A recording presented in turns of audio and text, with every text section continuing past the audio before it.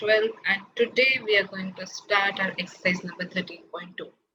See guys, in the last video I have told you about all the important concepts of 13.2, and in this video we will do few questions of your NCERT book. Okay, so just you can see on the screen the questions are uh, flashing. You can check the questions by referring your NCERT book also. So I'm taking question number 2. Question number 2 is, two cards are drawn at random and without replacement from a pack of 52 cards. You can see on the screen. Two cards are drawn at random and without replacement from a pack of 52 cards. 52 cards से आपको two cards आपको at random draw करने हैं. Okay. Find the probability that both cards are black. आपको क्या निकालना है? आपको दोनों कार्ड के ब्लैक होने की प्रोबेबिलिटी को फाइंड आउट करना है. सो लेट अस टेक, आप सबसे पहले क्या कीजिए, सोल्यूशन लिखिए. सोल्यूशन के बाद let us have two events E and F. ठीक है. The first event is, the first card is black. First card is black. आपको दो कार्ड ड्रॉ करना है एंड दोनों के दोनों कार्ड क्या होने चाहिए? ब्लैक होना चाहिए. एंड ये first card drawn is black and second card is also black. ठीक है, ये आपने दो चीजें बनाई. ठीक है, तो अगर आपको दोनों इवेंट करवाना है, मतलब it means you want probability of E and probability of F. ये दोनों इवेंट होना चाहिए. बट ये कैसे होगा? Probability of E and probability of F when E has already awkward. ठीक है, यही हुआ आपका मल्टीप्लिकेशन थ्योरम. ठीक है, तो कैसे करोगे आप? If I want to find out probability of E, पहले आप समझो कि जो हमारे प्लेइंग कार्ड्स होते हैं, जहाँ पे आपके पास में टोटल 52 कार्ड्स है, उसमें आपके पास में रेड कलर के कार्ड्स होते हैं which is heart and diamond, and आपके पास में ब्लैक कलर के कार्ड्स होते हैं. जैसे स्क्रीन ब्लैक है इसलिए मैं व्हाइट कलर से बना रही हूँ उसको. एक होता है आपका क्लब, ये ब्लैक कलर का है, और एक होता है आपका spade. Okay, so guys I want to tell you कि सारे सूट के, सारे डिजाइन्स के आपके पास में 13 कार्ड्स होते हैं, जिसमें फेस कार्ड्स होते हैं किंग, क्वीन, जैक. ठीक है, सबसे पावरफुल कार्ड होता है एस, और उसके फिर आपके पास में 2 से लेकर के 10 तक के नंबर्स होते हैं. ठीक है, तो आप देख सकते हैं कि 2 से लेकर 10 तक नंबर्स, मतलब 9 यहाँ पे हो गया, 10, 11, 12, 13, टोटल 13 नंबर्स. ऐसे सारी जगहों पे होगा. ये 3 फेस कार्ड्स हैं. ठीक है, ये फेस कार्ड नहीं है, this is ace. This is what? Ace. Okay, now let us understand कि क्वेश्चन ने क्या बोला हमें. क्वेश्चन ने बोला कि first class drawn is black. ठीक है, तो आप देखेंगे ब्लैक कलर के टोटल कितने कार्ड्स है मेरे पास में? 26 कार्ड्स हैं. Okay, out of 52. So probability of finding out E is equals to जो चाहिए बटेगा सब कुछ. So it is coming out as 1/2. ठीक है, अब मेरे को सेकेंड कार्ड भी ब्लैक ड्रॉ करना है, जबकि मेरा फर्स्ट वाला कार्ड ऑलरेडी ब्लैक निकल चुका है. अगर ब्लैक में से आपने एक माइनस कर दिया है, तो अब आपके पास में कितने कार्ड्स बचे हैं? 25 कार्ड्स बचे हैं, और टोटल में से भी आपके पास में कितने कार्ड्स बचे हैं? 51 कार्ड बचे. सो probability of F when E has already occurred is equals to 25/51.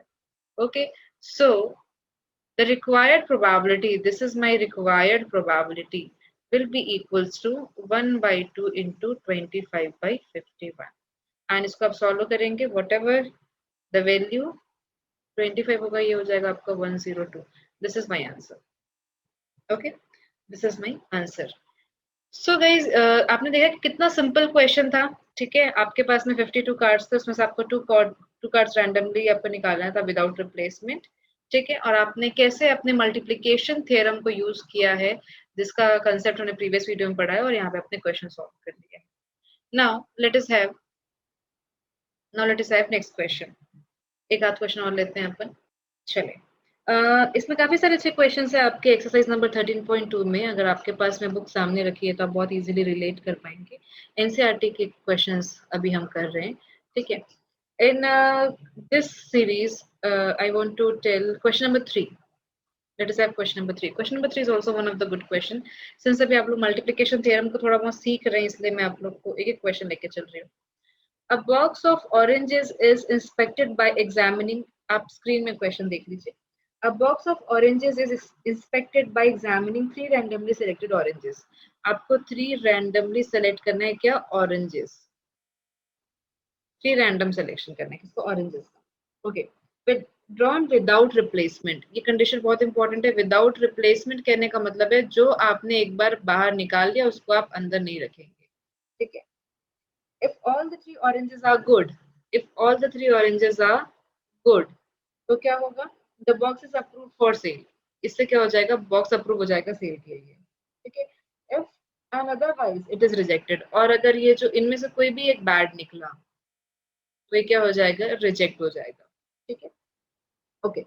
Find the probability that a box containing 15 oranges out of which 12 are good. अब आपके पास वो जो बॉक्स उन्होंने बोला है जिसमें ऑरेंजेस भरे पड़े हुए हैं आपके पास में, ठीक है, ये बॉक्स है, इसमें टोटल आपके पास 15 ऑरेंजेस हैं और उसमें से कितने गुड हैं? इसमें से 12 are good and 3 are bad. उसमें से 12 अच्छे हैं और 3 अच्छे नहीं है. अच्छे नहीं, बैड करने का मतलब रोटन है, खराब हो गया वो कुछ. ठीक है. नाउ अपने को बताना है कि find the probability that a box containing 15 oranges out of which 12 are good and 3 are bad ones will be approved for sale. It means I need to find out the probability of box to be approved for sale. ये मेरे को निकालना है. ठीक है. अब मुझे बताओ, अगर आपका मतलब आपने 1 by 1 आपने 3 ऑरेंजेस निकाले, ठीक है, और मेरे को अप्रूवल करना है कि भाई वो सेल के लिए चला जाए. ओके. तो सपोज करते हैं कि ये आपके फर्स्ट ऑरेंज निकालने की प्रोबेबिलिटी है, मतलब कंडीशन है, इवेंट है फर्स्ट ऑरेंज ड्रॉ करने की. F is event for second orange to be drawn and EFG is the condition for third orange to be drawn. Okay. मेरे को ये तीन बार ऑरेंजेस फाइंड आउट करना है. ठीक है. तो probability of E F and G, multiplication theorem use करेंगे, बट यहाँ पे आप देख रहे हो कि 3 इवेंट्स है. Very good question. सबसे पहले प्रोबेबिलिटी ऑफ ई चाहिए होगी. पहला ऑरेंज सही निकलना, फर्स्ट ऑरेंज करेक्ट निकले, सेकंड ऑरेंज करेक्ट निकले, थर्ड ऑरेंज करेक्ट निकले, तभी वो क्या होगा? अप्रूव होगा सेल के लिए. तो मैंने ई एफ जी तीनों ऑरेंज को करेक्ट निकलवाया है, तभी वो अप्रूव होगा सेल के लिए. So probability of first element to be drawn is to be correct into probability of F when E has already occurred and probability of G when E and F has already occurred. Okay, I need to find this. So this is the multiplication theorem for 3 events. है ना. इसके बारे में मैंने previous lecture में अपने discuss कर लिया है आप लोग के साथ में. ठीक है. So let us do the question, let us solve it. इसमें क्या हो जाएगा? अब आपके पास में आप देखिए probability of E. समझो, total you have 15 oranges out of which 12 are good. So when you draw the first oranges, it means you have drawn by this. So जो चाहिए बटेगा सब कुछ. Now, if you have drawn one orange out of 15 and out of 12, if you have drawn one oranges, it means total good oranges are 11, right? And total oranges are 14. So next one will be 11 by 14. Now this one. If you have again draw one oranges, so it will one orange, it will become 10 and this value will become 13. मतलब आपने सिर्फ 2 orange निकाल लिया है, तो total में से 13 oranges बस बचे हैं और जो 12 गुड ऑरेंजेस थे उसमें से सिर्फ 10 बचे हैं. ठीक है. तो जो चाहिए, क्या चाहिए? 10 बटे का सब कुछ 30. So you can see in a very easy manner we have solved this question. So if you multiply the whole things, you'll get some value and that will be your answer. करके भी देख सकते हो आप. 5 3 जा 5 2 जा 3 1 जा 3 4 जा. ठीक है. 2 1 जा 2 7 जा. तो 4 into 11 44 and 7 into 13 will be 91 and this is my answer. Okay. तो इन दोनों क्वेश्चन में मैंने क्या किया, आप लोग को मैंने मल्टीप्लिकेशन थ्योरम बताया कि जब हमारे पास में 2 इवेंट हो या फिर 3 इवेंट हो, कितने भी टाइप की इवेंट को अपन क्या कर सकते हैं यहाँ पे, मतलब इसे अपन काम कर सकते हैं. ठीक है. आई होप आप लोग को ये समझ में आ रहा है, और अगर नहीं समझ में आ रहा है तो आप बिल्कुल क्या कर सकते हैं, आप बिल्कुल इसका जो भी डाउट है वो मेरे कमेंट बॉक्स में राइट कर सकते हैं कि मैम ये डाउट है, वो डाउट है. ठीक है. आप बिल्कुल बता सकते हैं. Okay. Now let us move.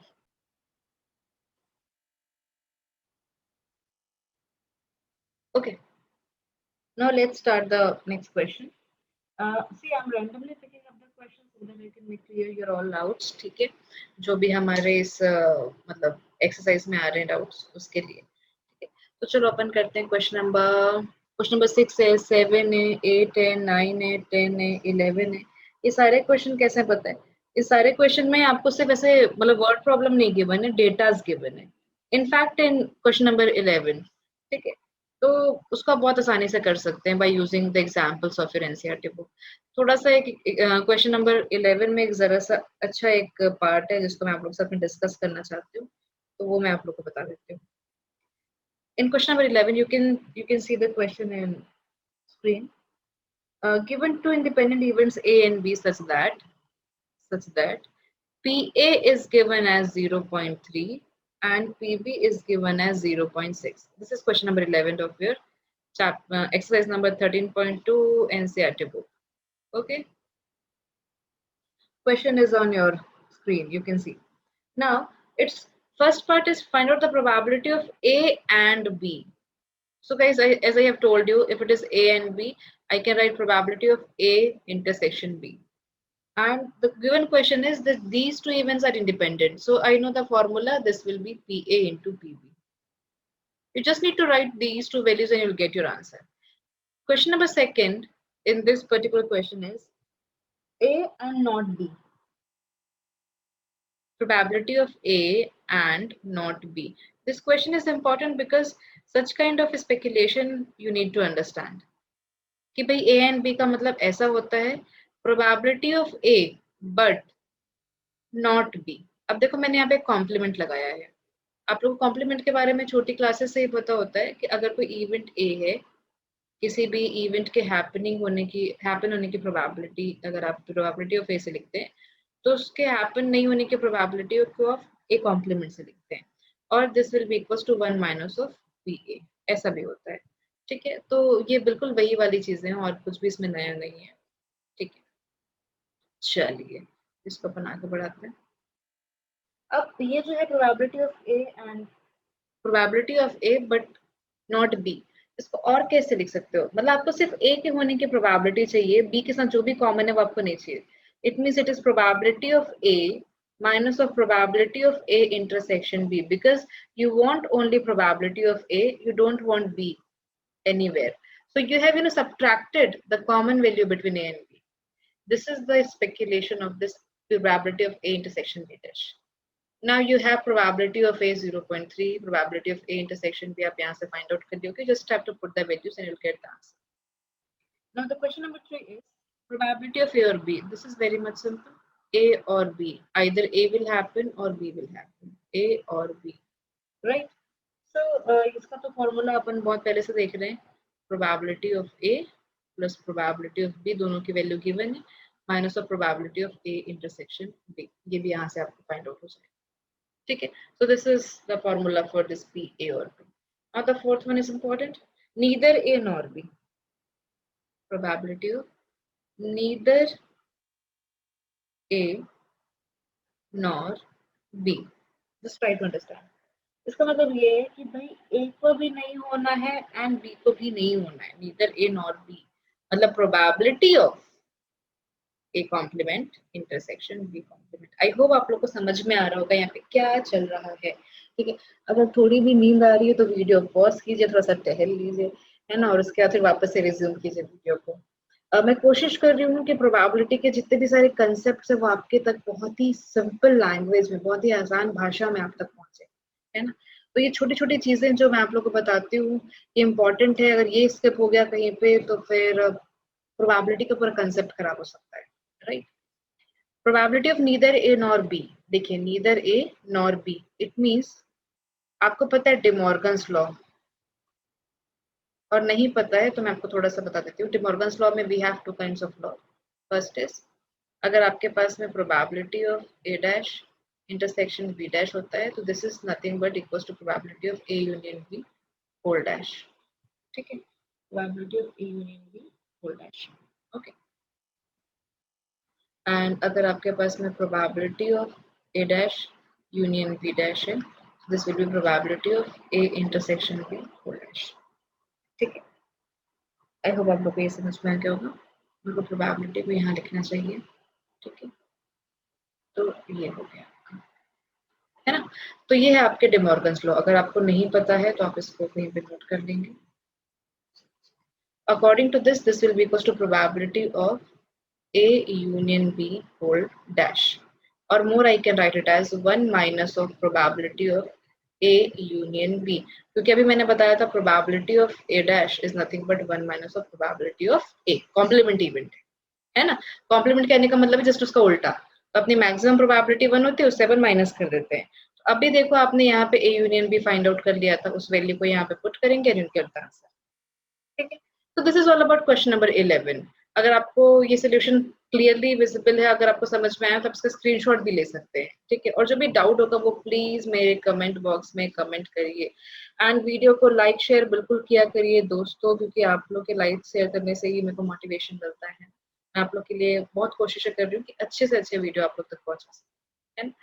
तो मेरे सब्सक्राइबर्स बढ़ाइए, लाइक शेयर करिए। हम आगे और क्वेश्चन करते हैं। Late us have question number 13। Question number 13. This question is the last question of this video, 13.2. And I hope इतने questions से आपको 13.2 को recall करने में, solve करने में, उससे questions को बनाने में काफी help हो जाएगी, ठीक है। 13.2 question number 13. Question number 13 is, two balls are drawn at random with displacement from a box containing 10 black and red balls. कितने red balls है? 8 red balls है। तो फटाफट पहले क्या करते हैं, अपन एक बैग बना लेते हैं। And here you have two balls are drawn at random with replacement from box containing 10 black and 8 red balls. ठीक है, तो ये 10 black हो गया, 8 red balls हो गया। Find the probability that, अब मेरे को probability निकालनी। First question of question number 13. Both balls are red. Both balls are red. ठीक है, इसकी मेरे को प्रोबेबिलिटी फाइंड आउट करनी है। मतलब अपन ने क्या किया है ना, अपन ने दो बॉल ड्रॉ किया है विद रिप्लेसमेंट। अब यहाँ पे क्वेश्चन आया है विद रिप्लेसमेंट। अब मुझे बताना है ना, थोड़ा समझते इस क्वेश्चन को। जैसे मैंने पहला बॉल ड्रॉ किया, सपोज करो रेड कलर का निकला, उसको मैंने वापस से अंदर रख दिया। फिर मैंने ड्रॉ किया, फिर से वो रेड कलर का निकला। तो इन दोनों इवेंट के हैपन होने में कुछ वो एक दूसरे की प्रोबेबिलिटी को इफेक्ट करेंगे क्या? नहीं करेंगे। जैसे ओरिजिनली मेरे पास में 18 बॉल्स थे, 10 + 8 18, वहां से मैंने एक रेड निकाला, बट उसको मैंने निकाल के रख नहीं लिया। ये -1 करके 17 कब होता, जब अपन इसको विदाउट रिप्लेसमेंट करते, कि हमने उसको निकाल के बाहर कहीं रख दिया, इस बॉल को, उसको वापस नहीं डाला। बट इस केस में आपने निकाला जरूर इस रेड बॉल को, बट वापस से आपने उसको अंदर उसके डाल दिया। तो अभी भी जब आप सेकेंड वाले रेड बॉल को निकाल रहे हैं, तभी भी आपके पास में सैंपल स्पेस में 18 बॉल्स हैं ही। तो such kind of questions are comes under independent events. ये कैसे क्वेश्चन हो गए, मतलब कैसे आप आइडेंटिफाई कर पाए कि इंडिपेंडेंट इवेंट है? क्योंकि किसी एक इवेंट का हैपन होना दूसरे इवेंट के हैपनिंग को इफेक्ट नहीं कर रहा है। यही मैंने उसकी डेफिनेशन में भी आपको बताया था कि वो इफेक्ट नहीं करता है, ठीक है। तो चलो इसका आप करते हैं प्रोबेबिलिटी। सपोज पहला probability A, first drawn ball is red, and second भी, second drawn ball is red, ठीक है। अब अगर मैंने देखा प्रोबेबिलिटी ऑफ ए है ना, probability of A intersection B, so this should be equal to both balls are red ना, तो probability A into probability of B. पहला बॉल भी रेड कलर का और दूसरा बॉल भी रेड कलर का, so this will be equal to first ball should be red colour, 8 reds थे आउट ऑफ टोटल 18, वापस से हमने रख दिया। अभी भी आपके पास में 8 रेड थे जो चाहिए, बट इन सब कुछ, तो ये हो गया आपका 4 नहीं 2 4s and 2 9s। This is 2 4s 2 9s, so it is coming out as 4/9 into 4/9. This is 16/18. This is the first answer. Okay, now let us have the question number 2 of it, part B, I mean. First ball is black and second ball is red. Okay, now the second question is, first ball is black and second is red. First is black and second is red, ठीक है। अब मेरे को इसकी probability find out करनी है। अब देखो बहुत ही केयरफुली इसको अपन सॉल्व करते हैं कि सपोज करते हैं कि this is event E and this is event F. So probability of E and F दोनों ही इंडिपेंडेंट इवेंट है, ठीक है, क्योंकि आपने विद रिप्लेसमेंट किया हुआ है. Probability of E, first drawn ball should be black. So out of 18 10 balls are black. तो जो चाहिए बट्टे का सब कुछ इनटू आपको क्या चाहिए, सेकेंड वाला बॉल शुड बी रेड. तो रेड कितने बॉल्स है, 8 आउट ऑफ 18. क्योंकि ये 17 क्यों नहीं हुआ, क्योंकि आपने वापस इस बॉल को वहां पे डाल दिया था, ठीक है. सो it is 2 9s 2 4s 2 9s 2 5s. तो ये हो गया आपका 5 4s 20 and this is upon 81. So this is my second answer. Okay, now let us have the third question of this particular third part of this particular question. So the question number C or third part of this question is one of them is black, one of them is black and other is red and other is red. अब देखो, उसने ये नहीं बोला कि जो पहला draw किया था वो ब्लैक निकला और सेकंड वाला रेड निकला. उसने बोला कि out of 2 balls one of them is black and other is red. तो गाइज आप मुझे बताइए, दो टाइप की सिचुएशन हो सकती है कि नहीं. कैसे मैं आपको बताया, प्रोबेबिलिटी ऑफ, इस पूरे को लिख लो, इज इक्वल्स टू, सपोज करते हैं कि पहला अपना ब्लैक निकला एंड दूसरा क्या निकल गया, रेड. और दिस प्लस साइन रिप्रेजेंट्स और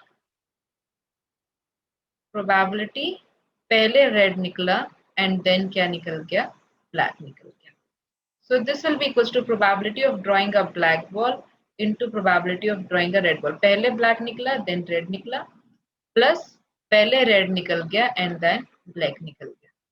ठीक है, इसको कैसे करेंगे अपन, this will be equals to पहले black ball निकला. black balls कितने थे आपके पास में, आप बताइए.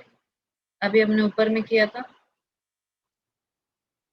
10 थे black, तो 10 by 80 into 8 by 80 plus of 8 by 80 into 10 by 80. ठीक है, 8 रेड थे और 10 ब्लैक थे. So this will be equals to, आप देख रहे हैं कि सेम सेम वैल्यू है, दो बार रिपीट हो रही है. तो ये हो गया आपका, कैंसिल करवा लीजिए, 2 5s 2 9s 2 9s 2 4s. This is 20 by 81 and ये भी आपका सेम होगा plus of 20 by 81. So it is coming out as 81. तो आपका आ गया LCM और ये हो गया 40. So this is your required probability. So guys, this is question number 13 and we have done all the three parts of question number 13. इस question के साथ में इस वीडियो को मैं एंड करने जा रही हूँ. Thank you for watching this video and आप कमेंट जरूर करिए आपके और कौन से क्वेश्चंस है जिसको मुझे यहाँ पे डिस्कस करना चाहिए. एंड इसके नेक्स्ट वीडियो में हम 13.3 के कंसेप्ट्स और उसके बाद वाले वीडियो में उसके क्वेश्चंस करेंगे. 13.3 इज वेरी इंपॉर्टेंट. वहां पे हम बेस थ्योरम डिस्कस करने वाले हैं, जहां से एक क्वेश्चन आपके बोर्ड एग्जाम में पक्के से पूछता है. ठीक है, तो जो भी मेरे प्रीवियस वीडियो है और जो आने वाले वीडियोस हैं उसको बिल्कुल मिस मत कीजिएगा. अगर आपने मेरे सारे वीडियोस वॉच कर लिए तो प्रोबेबिलिटी के सारे कंसेप्ट एकदम कंक्रीट हो जाएंगे आपके mind. Thank you for watching this video. Do like my video, share this videos and subscribe my channel. Thank you so much.